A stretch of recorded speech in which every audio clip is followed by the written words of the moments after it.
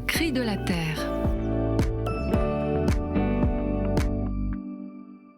Nous sommes dans le temps pour la création, cette période d'un peu plus d'un mois, pendant laquelle les chrétiens du monde entier prient et agissent pour la création que Dieu nous a confiée.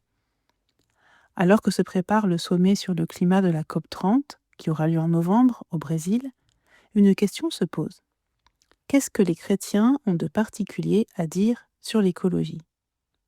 C'est une question très concrète dans les échanges que peut avoir le mouvement Laudato Si avec des organisations de la société civile.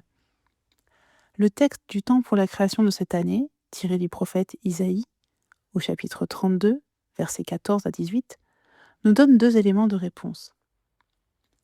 La paix sera le fruit de la justice, nous dit Isaïe. Dans un monde fracturé par les guerres, les divisions, c'est la paix que nous devons porter. Pas une paix de surface, qui ferait semblant de ne pas voir les injustices pour ne pas fâcher, mais une paix fondée sur la vérité, sur le dialogue. Un dialogue qui dépasse les frontières, les colères, les a priori, les préjugés, les fausses solutions, le mépris et les caricatures. Une paix qui est le fruit de la justice. Isaïe nous parle aussi des déserts qui suivent la guerre et il nous dit que l'Esprit viendra, que le désert deviendra un jardin, une forêt. Il est facile de voir les déserts et la désolation des guerres qui sont partout. Mais comment voir cette promesse de forêt, cette forêt déjà là et pas encore là?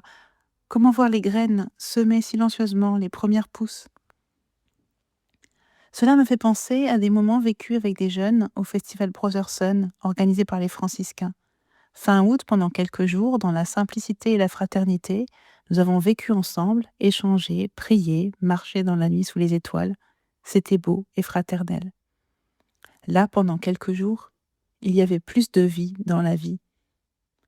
Et si c'était ça que nous devions apporter au monde, faire découvrir des lieux, des moments où il y a plus de vie dans la vie.